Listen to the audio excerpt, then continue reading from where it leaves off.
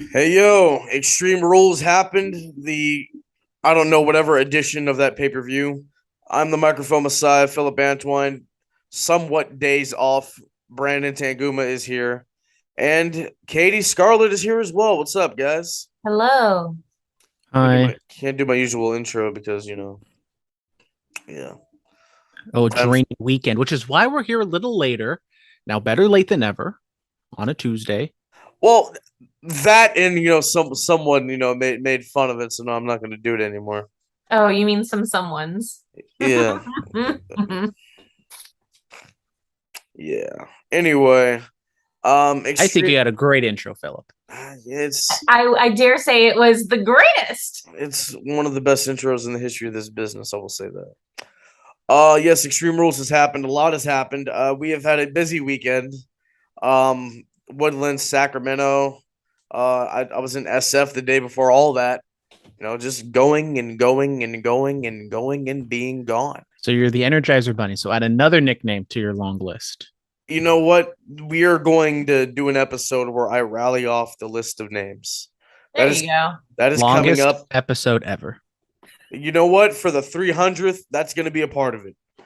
At some point during that episode, I'm just gonna put it in there, and you will hear the list of names. That's That's what going to be the credits. You're just going to thank yourself, but it's just going to be your different nicknames over and over and over again. no, no, no, absolutely not. But no, seriously, collectible stampede. It was a fun time. Shout out to West Ghost for making that happen. A Hall of Famer, a Bullet Cast Hall of Famer. You'll love to see it. He even got a nice Hall of Fame ring. Yeah, Yeah, that Hall of Fame ring was legit. you see, I don't play around on a BC. Oh, the first podcast to have its own Hall of Fame. God, somebody give me a Nobel Prize. Jesus. But let's talk about Extreme Rules. Brandon, this is usually your segment with the pay-per-views. You lead the charge, I so get to one speak. job. I get one job, once a month, maybe twice a month. There's an AEW pay per view, so it's Brucey's time to shine. And we'll start it off from the beginning. No pre-show match. We haven't had a pre-show dark match in a while, but we got that 6-man Donnybrook, a good old-fashioned Donnybrook, one might say, between the Brawling Brutes and Imperium. The Brawling Brutes get the win at 1750. I thought this was a fantastic start to the show.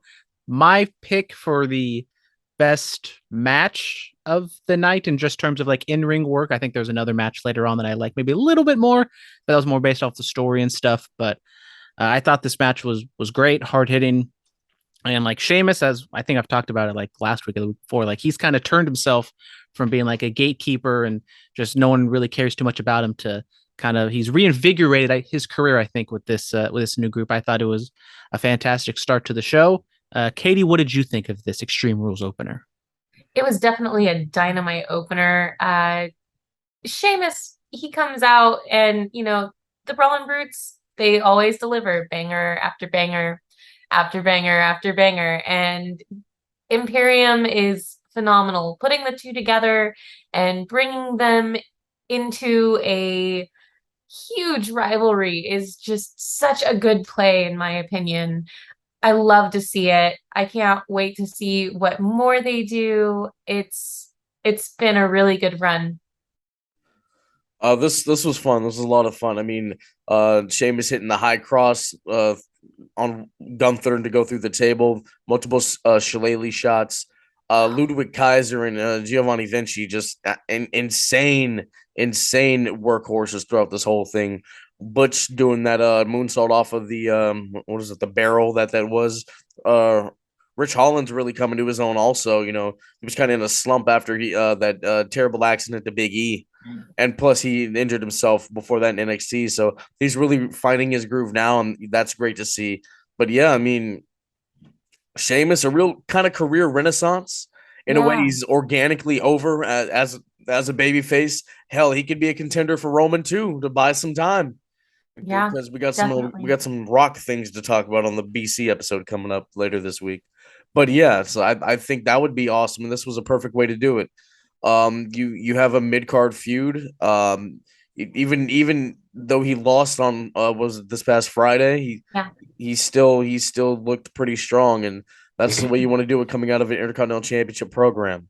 So, congrats to the Brawling Brutes on picking up this victory. Congrats to Sheamus for having this career renaissance. And Imperium is so good. Well, Gunther, he's phenomenal. Just trying to fight off all those dudes and everything. And shout out to Vinci for taking that beautiful bro kick to end the match. Yeah, I know the Bullet Cast Awards are coming up, and I know we don't have this particular award, but I think Sheamus could be up for a comeback player of the year type thing. With You know what? We might have to do like a that might be a new award. I think that'd be smart. We I don't know who to name it after. We'll figure it out. I might name it after Edge. Well, rumor on the street is these Bullet Cast Awards things gonna be changing. That's what I've heard. I have to talk to the higher ups. Michael Marks is still an EVP of this show. We're gonna have to talk. I thought we just completely. Well, Lil Durst can never be the champion again. Okay, Michael Marks, however, he is still an EVP. His contract is still intact for the remainder of the year. So it's a difference between Triple H and Paul Levesque. Two different things. Paul Levesque is the head of creative, the businessman. Triple H is the guy out there with DX, making cock jokes and stuff like that. Shout out, this is Katie. I think this is your first ever pay-per-view cap. This is Bulletcast After Dark. You can cuss. You can be as animated as you want. Hey, we are SeatGeek brand ambassadors. I think the profanity has to completely go away. I mean, okay. I still wasn't cussing. I was just, referring to chickens, rubber chickens. Yeah. But I'm saying, I think Bulletcast After Dark might have to go away too. Until me and Lil Durst get together. He cannot come back on the show. What was next? Next up, we got the Extreme Rules match, the only Extreme Rules match of SmackDown Women's Championship. We got Liv Morgan defending against Ronda Rousey. This one goes 12 minutes, 5 seconds. Ronda submits Liv Morgan in, I forget exactly what the name of the thing was, but she passed out, even though it wasn't really like a chokehold type maneuver, exactly. I think her calf was under her neck. Yeah, it was something interesting. I don't even know what her calf was under her neck. She had her arm and she was sitting kind of on her head. It was interesting. Yeah, kind of a weird ending to it, and then Liv smiling as she passes out. That's got a lot of people talking. As I said, I really like the beginning, the first match of the show. I thought that was one of the highlights. Now I think this is unfortunately one of the lowlights. Not super high expectations for this, but it was just kind of clunky in spots. It worked sometimes, but I think the characters weren't great going into this, and then just the work itself wasn't great either. Ronda gets the win, and I know people like Liv and she's popular, but I think this should be the end of her as a champion, champion caliber main event-esque wrestler right now. For the time being, until she doubles back in the main event. I mean, I don't really. I mean, what has she done to kind of prove that she should be in that? Did you not watch the Becky Lynch matches? Yeah. I kind of forget them, but that's kind of a point. I forgot about them. They didn't stay. Did you not watch the product? I said I forgot them. I didn't say I didn't watch them. I said I forgot about them. How can you watch the product and forget? Too many concussions. Anxiety brain. I didn't know you were just a encyclopedia, Phillip. What do I say on this show every week? I'm a historian of this business. No, but look, with Liv, I mean, she gained some momentum when her documentary dropped, was 2 years ago or whatever. And then we thought some momentum was going to be going on with the Queen's Crown, and then I was at one of her matches in that tournament at a SmackDown last year. They were booing her. I'm like, oh, this isn't good. Oh no! But then she gets over to Raw and she goes into that program with Becky, and I would watch fan footage. It seems like they were really cheering her. I'm like, okay, so we're dabbling in something. This could possibly be the beginning of something. And then she goes on to win the Money in the Bank. And we are here. We are where we are now. It was a nice little experiment. I don't know what to equate it to. Maybe Orton's first title run, maybe, you know, or whatever. But I But think Orton was a rookie, quote unquote, super prospect. Liv has been here a while. And it's well, kind of like you've been here a while. You finally get your shot at the championship. And she didn't do too much to either improve herself or to like captivate the audience. how long has she been with the company? She's been a while. Like I remember her kind of in her, Like you know, 2016, in her 15? Jersey Shore gimmick back in Yeah, NXT. yeah, like around that era. Okay. Um, Her debut was June 27th, 2015. okay. There you Uh, go. I mean, I wow, remember she her in. stole your gimmick. You're supposed to Oh, you're supposed to be the I, stat person. well, I should be the stat person, but I'm also holding down the Extreme Rules Wikipedia. I don't know. Like let her Twitter's blacked out or whatever. Let her go and change it up. Keep her away from the title, and then maybe at some point next year or the year after we can try it again. I don't know. Let's. Yeah, people are the rumor mill is going. People are saying, "Oh, this could be uh a heel turn for Liv based on that smile at the end of the match." Who knows what we're going to see? I do think that Liv has potential, and I think that she's definitely one to continue to watch. But I think Brendan's right. I think it's time to keep her away from the championship run for a little bit, let her develop a little bit more. All right, staying or not on the women's division quite yet. We got a match here between. We got the strap match between Carrie and Cross with Scarlett. Not our Scarlett Bordeaux Smoke Show. Shout out. Going against Drew McIntyre. This one goes 10 minutes 20 seconds. A little stuff beforehand, but Karrion Kross gets the win after Scarlett pepper sprays Drew for seems like forever. Don't know how nobody else got any pepper spray residue on them because that she emptied the holster, as one might say. But Kross gets the win. And I think this one's kind of up in the air just because Kross was new. You don't really want him to lose his first match, but also Drew just ate the loss at Clash of the Castle. But they're sticking with Kross. I thought the match was like fine, but nothing too special. Katie, what did you think of the strap match? I thought it was fun. It was fun to watch. I mean, I'm a total Scarlet board. I'm a Scarlet like stan. I love Scarlet. Uh, I liked having, her interference. The pepper spraying thing definitely got me going, oh gosh. Because yeah, pepper spray's no joke. And that stuff hurts. Um I think that it's time to see them build this to a climax. I'm hoping maybe Survivor Series we get a end all be all for this particular storyline. But we'll see what happens. Thought it was cool. They did the little fight on the outside or whatever. They got the once the bell finally rang. Obviously the strap is going to be used as a weapon, that throwing each other around. It was two in shape dudes throwing some weight, and it was cool.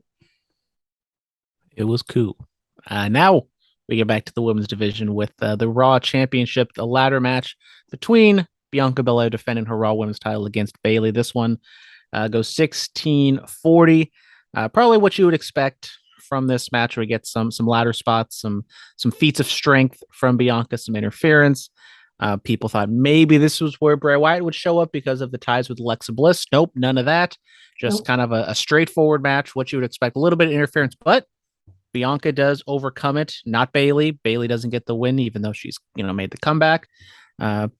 Another solid match, and I think this kind of is a telltale that they're going to continue with Bianca, and she's getting like the super push, but the crowd's not like turning on her Yeah. quite yet.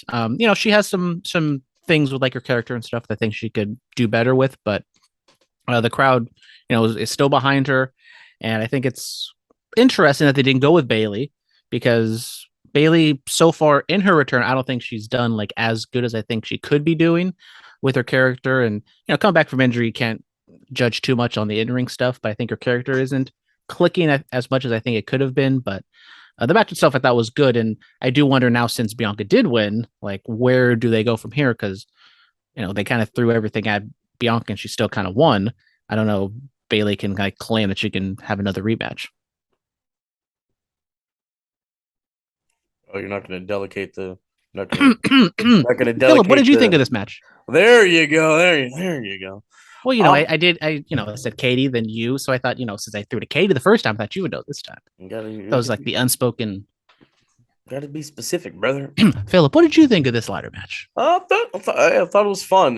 Shout out to the EST of WWE retaining the Raw Women's Championship. Yeah, I mean, the ladder match was perfect for a couple reasons. If Bayley were to have won, Bianca doesn't get beaten in singles competition, and vice versa. Bianca wins, she retains. Bayley doesn't take a pinfall loss. I did shout out Michael Cole, the real MVP of this show. Come on, man. Will people finally give this man his credit now? God. Almost like he's pretty good when he doesn't have a madman yelling at him in his ear. Hey. What did I say? We'll have no Vince McMahon slander on the show. You understand me? How dare you? That was Kevin Dunn slander. That definitely wasn't directed to Vince McMahon. Is Kevin Dunn allowed to speak into these headsets? Do we know that for a fact? No. Okay. I don't know. Maybe. Who knows? We'll see. We should ask Brian because he's always behind the scenes. He knows these things. Yeah, that's right. No, but seriously, Michael Cole, shout out to him for all the commentary work he did. Yeah, I don't know where they go from here. I did like how Michael Cole mentioned out in the Hell in the Cell match they had their last match, singles match together. Bianca hit a KOD on Bayley on a ladder, and that was the finish of this one. Thought that was nice, beautiful, poetic justice. I don't know where Bianca goes from here. I don't know how Bayley can demand a rematch. She had help, and yet and still the double KOD. I like how they saved that spot at the end. But yet and still, Bianca, she reigns supreme. Maybe Charlotte's next. Maybe Charlotte is next. I don't know. We'll see. Katie, what do you think? So I really liked this match. I thought it was I thought it was excellent. I even grabbed my husband. I was like, "Hey, come watch," and he was like, "Okay." So we watched it together. Bianca turns out every time. She's definitely a phenomenal in-ring competitor, and she certainly took a lot of the heavy work on herself, I feel. Especially with Bayley coming back from her injury. She may not be 100% quite yet. But Bayley in turn, she showed out as well. She did a lot of really good work. That double KOD at the end really sold it for me. I was definitely cheering and yelling at the TV while watching the match. Yeah, Bianca has done a lot, and I don't really know where she goes from here. I'm kind of hoping it's not Charlotte, in all honesty. Not that I don't like Charlotte. I feel like we've seen that before. Saw it once. But still, I'd like to see someone new. I mean, we just got back Candice LeRae. But if we do I think we're talking about. Let's talk about this on the Bulletcast Wednesday. Yeah, we'll talk about it on Bulletcast. Let's not get into all that. There's Candice. There are other options. There's BFAB. BFAB's back. Yeah, I don't know about that. No, yeah, I don't know about that. No, not I think yet. she needs more development, but yeah. Yeah, and she's on SmackDown. They've got Raw too. A little bit, just a little bit. Let her. Let's hold off on that. We'll see what happens. We'll see what this is. We'll see what this goes. What's next? Yeah, what's next for Bianca? Or next in this match, or next in the show. Next on the show. Oh, okay, got it. We got the I Quit match, the penultimate match, with Finn Balor and Edge. By far the longest match on the show, 29 minutes 55 seconds.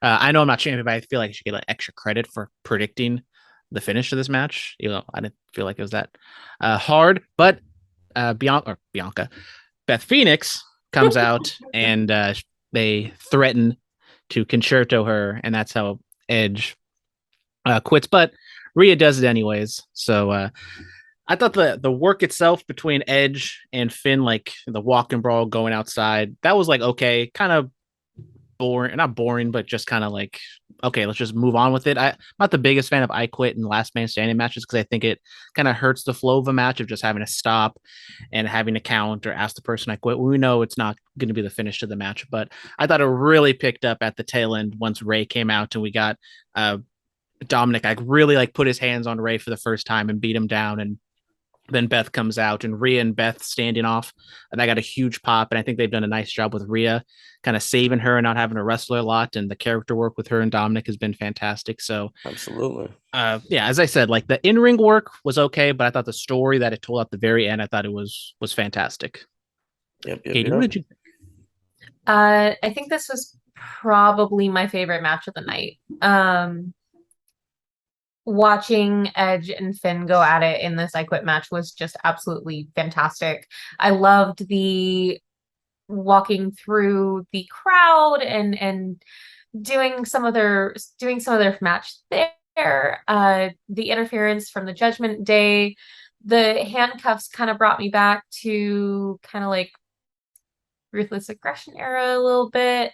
And then, the pivotal moment of, oh, you're not gonna quit. Well, I'm gonna concerto Beth Phoenix and you're gonna quit because you love your wife. I loved that. I'm a Judgment Day stan for sure. I'm really enjoying what they're doing with Judgment Day. How are we not talking about Finn Balor's mask? Oh my gosh. You mean How are we not talking about this? I actually posted something on Twitter about it. His Karrion Kross gimp mask. It was the Finn had Balor. He has such sights to show you. I'm a fan of this mask. I like it. I'm gonna have to get one. Yeah, you gotta get one. I gotta see what you look like with that thing. Yeah. There we go. That's gonna be our Christmas present to Phillip. I'm gonna just do a whole podcast like that. I'll release that There video you go. too. I'll just Yeah. yep. I'm a fan. No, this is good, man. This is very good. Edge really just having that career renaissance, man. That's Mhm. that true second act. It's been a lot of fun, and I think many of us knew that that was going to be the finish. Him trying to protect his wife, and then she gets killed anyway, basically by Rhea, which we're gonna lead to Rhea versus Beth, and I'm down for that. Shout out Rhea Ripley. It's her birthday today. Shout out Rhea. Shout out. Happy birthday, Rhea Ripley. Yeah, Woo! shout out to Dominic's mommy. I need Dominic to call her Mamacita just one time. Oh my gosh. Let's really channel it, bruh. Come on, man. Oh, I'm not gonna lie, that I think it was at the Raw. I was at that backstage segment where Dominic was like, "I got a new poppy now." I'm like, I popped for that. Poppy or mommy, whatever you said. I was like, that's hilarious to me. Dominic was just selling was pretty good. Like, hey, let's not do that. You can that's what Eddie used to do back in the day, bro. You can see it. You mm-hmm. can really see it. I'm a fan. I love Dominic, man. I love Dom. Yeah, you put over Michael Cole earlier, and I thought he was fantastic on this match. He He was just really was. He's going so after it good. when Oh Dominic was yeah. beating up on Ray. He was just going like he kind of towed the line of going too over the top, but I thought he played it perfectly. Mhm. I need to have a call like that in my career. I need to have one of those. Like, for the love of God, stop! I need one of those. I you know what? Yeah, We'll make it happen. We'll make it happen. we have to make it happen. Oh man, now the main event. Well, before we get into the main event, we did skip over the recurring bit on the show of Miz versus Gritty. I loved it. Miz was beefing with Gritty throughout the entire show, and then Miz pushed Gritty or hit him or whatever. And Dexter Loomis came to save the day and choked out Miz. So we continue with this Miz v Dexter Loomis situation. Katie, you seem to love it. Why did you love it so much? But I also love Gritty. When Gritty was announced as the new Philadelphia Flyers mascot, I was just like, what is this? what is this mascot? And he's grown on me. And now getting to watch The Miz interact with Gritty was really fun. I spent all of those sections just chuckling to myself because of my own like history with Gritty. So yeah. Phillip, are you a huge Gritty fan? Is this a Gritty podcast? I will allow one cuss word. What the fuck is a gritty? You've never. I mean, it's Gritty. He's he's What is trying that? to be like the Philly fanatic. So he's. Yeah. Literally don't know what that is at all. I mean, I don't think anybody knows what a He's Gritty the is. mascot for the Philadelphia Flyers hockey team. As you come to, Phillip doesn't know anything about anything besides wrestling and Drake. Excuse me? We could talk about punctuated equilibrium of the Devonian era. All right, brother? Yeah. How dare you? Talk about the periodic table. What's excuse up? me, could you speak English? I do not know what are you talking about. Oh. Because I just know things about wrestling and Drake. Yeah. Oh, someone get a little triggered. Just wait for this match, bro. Okay. I'm already ready. Oh, okay. It's all on your terms. You're the one that keeps, I don't even know what the date is. I don't know when we're doing it. Look, it's gonna happen at some point in the winter. And the next thing you know, it's gonna be in the spring. And You're gonna summer. show up, you're gonna get that ass beat, and then you're gonna go. No swearing. Few cuss words. No swearing. I don't consider ass a cuss word. I really don't. 3. Katie, I will mute you. Don't start that here. Oh, damn, we're beefing. You're not officially part of the show until I mute you. Phillip, not a fan of the Gritty, but was he a fan of the Fight Pit, which was the main event officiated by UFC Hall of Famer Daniel Cormier? Shout out DC. Matt Riddle takes on Seth frickin' Rollins, and this one goes 16 minutes 35 seconds. Another choke out. We got 3 chokeouts if you include Dexter Loomis and The Miz. Matt Riddle beats Rollins in his own match, which I think was what should have happened. The fight pit changing a little bit compared to what it was, design wise in NXT. I didn't know what to expect from this match. I think I was like mildly disappointed. They kind of just had like a WWE match inside the fight pit. They didn't, change it up too much. They didn't have like a blood sport aspect to it. And I think the NXT matches, I think I liked more than this one, but they started off with the crowd chanting for Bray Wyatt. And I was like, oh, are they going to lose the crowd? But respect to them, they did get it back later in the show and later in the match. And they popped big for the Broton. It looked, I thought Riddle literally like broke his ass. It did not look good. But I don't know. They worked through it. And Daniel Cormier, they kind of maybe played up that he was going to be involved with yelling at both guys. But no, he was just a ref, and people kind of complained that he wasn't counting when he should have been counting. But Riddle gets the win. And we'll talk about what happened on Raw and what Seth did after that next today, tomorrow, whenever this broadcast comes out. I don't know. Time is just a flat circle. And anyways, Phillip, what did you? No, I don't know. Phillip, you can talk. What did you think about the fight bit? Yeah, the whole Cormier thing. They did mention on commentary how he should be counting right now. What's he doing? Cormier didn't really get that involved. People thought he was gonna have like a Mike Tyson moment, but no, that didn't happen. It's fine. They hit the little top structure, RKOs and pedigrees and buckle bombs. I like.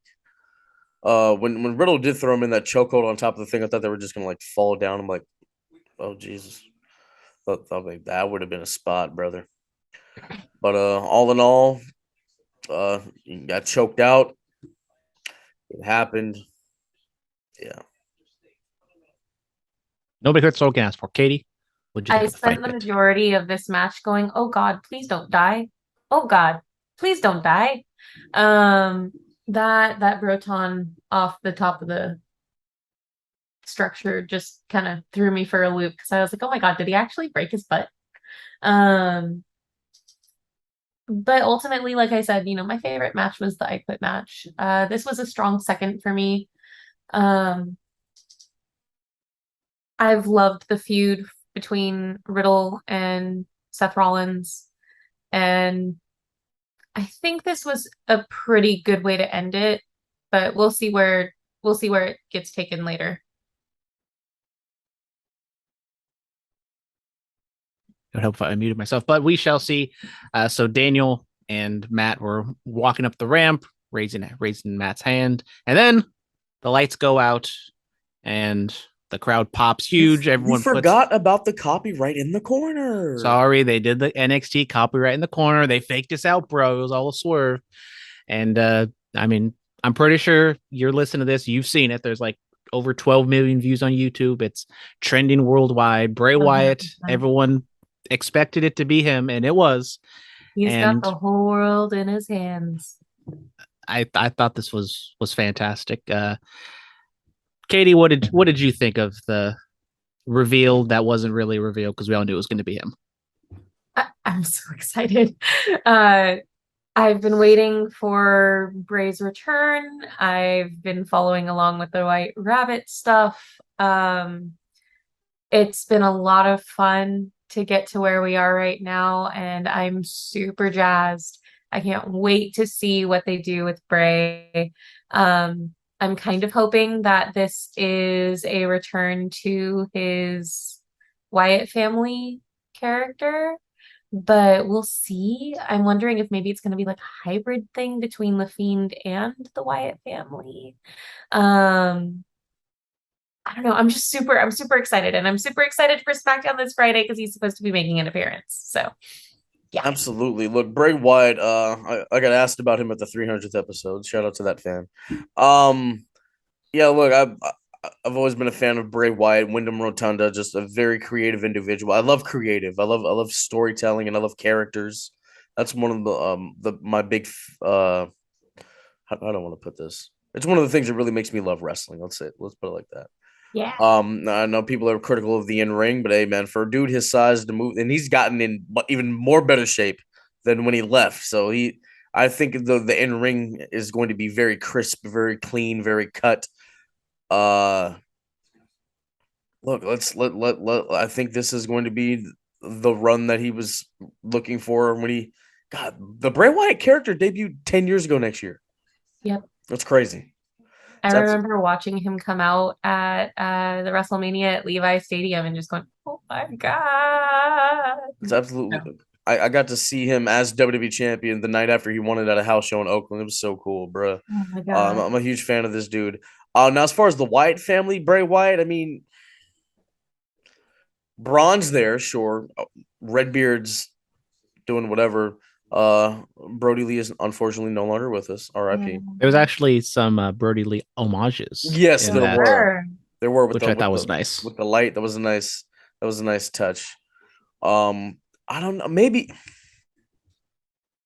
I don't know, man. People are saying Liv because she's acting all crazy and smiling and skipping out of the arena, and they're gonna be on SmackDown. She's on SmackDown. True. So are they just gonna do the Alexa Bliss thing, but with Liv now? That doesn't make any sense. I don't know, but I much rather have it be a cult leader or whatever this new incarnation of Bray Wyatt is going to be. If he wants to like bring the Fiend out like as a character, like that's okay, but I say keep it away from in-ring wrestling. I'm, as I said last week, like I'm not the biggest fan of Bray Wyatt, but I really am enjoying what he's doing right now. And with now Triple H in charge and seemingly giving the wrestlers more creative freedom and creative liberties, and that seems like what was holding back Bray is he couldn't do fully what he wanted because Vince kind of had to have it his own way.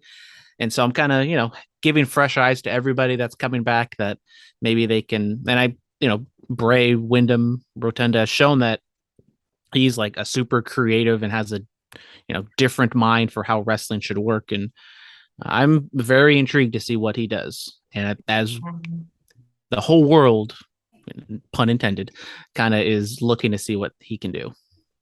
Absolutely. The whole world is in this man's hands. I think that's going to do it. Katie, we like to give grades here on this show. Oh, we're actually going to give grades. We haven't done that in like years. That's not even true. Stop yourself. Okay. Months. That's not true either. How dare you? Play the tape then. Play me the tape. All right, I'm going to go back. So how are we grading it? Like A, B, C, D, F, or? 1 through 10? Like, what are we doing? Grades. No, Great. A, B, C, D, F. Yeah. I mean, you could give it a percentage. We don't. Yeah. We're not. We don't do that here. Okay. I mean, there's like a European grading system. There's like different grading systems We throughout the world. So we just want to make sure we're on the same we're page. keeping it. We're keeping it simple, brother. So, what is your grade, Katie, for Extreme Rules 2022? You know, it's a little hard. I'm between a minus and B plus. It was Okay. entertaining. I enjoyed it. Some of the matches were better than others, in my opinion, and that pop at the end with Bray really kind of sold it. So A minus for Okay. me. Brandon, what's your grade? I think I'm gonna land at like a B plus, like a low end B plus. The Liv Ronda match was kind of the only negative I thought on the show. The strap match was, kind of below expectations, but nothing was like, terrible. Nothing was There was awful. no like standout fantastic match either. But as Katie said, I think the ending with Bray just kind of pulled it all together. I did like how it was just its own thing. Like you could have done a run in or you could have like done something with him, but logically, like why did he come at the end and yada yada yada. I think you have to throw that all out the window right now. Now, once the Bray Wyatt character kind of gets rolling, then I think we need to get more logical. But I thought it was a good show. It was a good show, despite the wrestling not really being like top tier. Okay. Okay. I'm gonna go. I'm gonna go B. There were things that were very, very good. Yeah, it was a nice solid pay-per-view. Now we're moving on to Crown Jewel and all the things that are gonna go on there. Yeah, it's the week the 300th episode drops, so that's gonna be interesting. That's gonna be exciting. A lot of stuff still to do to prepare for the 300th episode release.